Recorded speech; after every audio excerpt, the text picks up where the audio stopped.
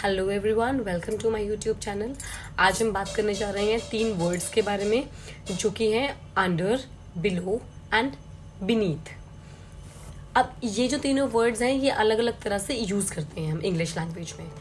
क्या होता है जब भी हम किसी चीज़ को अंडर बोलते हैं, फॉर एग्जाम्पल अगर मैं कहूँ my book is lying under the table, मतलब कि जो बुक है वो टेबल के डायरेक्ट कॉन्टैक्ट में नहीं है, टेबल के नीचे वाले पार्ट के डायरेक्ट कांटेक्ट में है, लेकिन हम तो टेबल की बात कर रहे हैं ना। टेबल का जो नीचे वाला पार्ट हुआ वो तो अलग हो गया। हम टेबल तो ऊपर वाले सरफेस को कहते हैं, तो टेबल के ऊपर वाले पार्ट के डायरेक्ट कांटेक्ट में नहीं है, फिजिकल टच में नहीं है, तो वहां पर हम अंडर वर्ड यूज करते हैं कि the book is lying under the table. अगर हम बात करें बीनीथ वर्ड की, तो बीनीथ वर्ड में 2 चीज़ों में फिजिकल कॉन्टैक्ट होता है।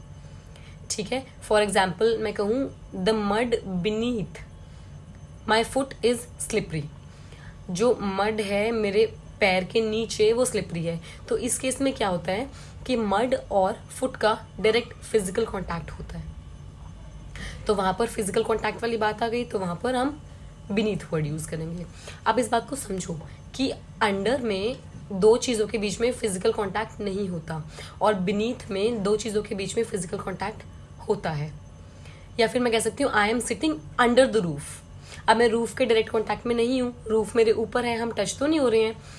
या फिर I am under my umbrella, तो वहां पर भी अम्ब्रेला से डायरेक्ट हमारा कांटेक्ट नहीं होता। अब कुछ बच्चे क्या बोलते हैं कि अम्ब्रेला अगर हमारे सर को टच कर जाए तो टच कर जाए, वो एक दूसरा इश्यू है। नॉर्मली अम्ब्रेला हमारे सर को टच करने के लिए नहीं बना, ठीक है, हम उसको थोड़ा सा ऊपर ही रखते हैं। टच हो जाए वो दैट इज अ मिस्टेक और मे बी चॉइस, बट वैसे वो उसके लिए नहीं बना है। तो I am under my umbrella क्योंकि वो हमारे सर को टच नहीं करता है। तीसरा बीनीथ के लिए एग्जाम्पल है the sand beneath the carpet is wet, कि जो कारपेट हमने डाला हुआ है उसके, जैसे बीचेस वगैरह पे जाते हैं तो अगर हम कारपेट या मैट डालते हैं और रग डालते हैं, carpet and rugs are also different. मैं आपको वीडियो के एंड में बताती हूँ क्या डिफरेंस है। अगर हमने कोई कारपेट डाला हुआ है सैंड में, सैंड के ऊपर जैसे बीचेस वगैरह पे लोग डाल लेते हैं तो वहां पर उसके नीचे अगर सैंड गीली है तो कारपेट और सैंड जो है वो डायरेक्ट कांटेक्ट में है, तो वहां पर भी बीनीथ वर्ड का यूज होगा। थर्ड वर्ड आता है below.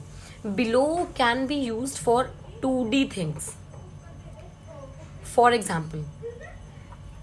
Example answers are given below, please put your signatures below. जो पेपर होता है वो 2 डायमेंशनल होता है, इसलिए उसमें नीचे वाले चीज़ को रेफर करने के लिए हम बिलो वर्ड यूज़ करते हैं।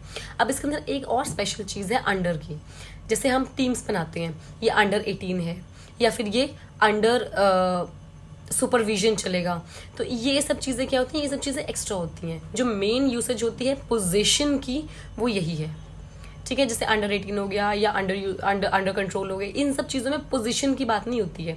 यहाँ पर जो मैंने डिस्कशन की वो सिर्फ पोजीशन की। अच्छा, अब जो मुझे आपको बताना था वो था कारपेट और रग में डिफरेंस।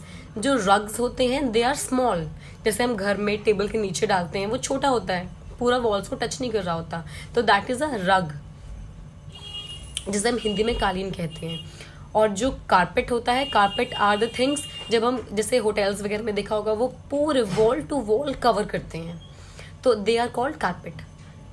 ठीक है, जैसे विंटर में छतों पर लोग बिछाकर बैठ जाते हैं, वो छोटे ही होते हैं, वो पूरे वॉल टू वॉल कवर नहीं करते हैं, तो दे आर रग्स।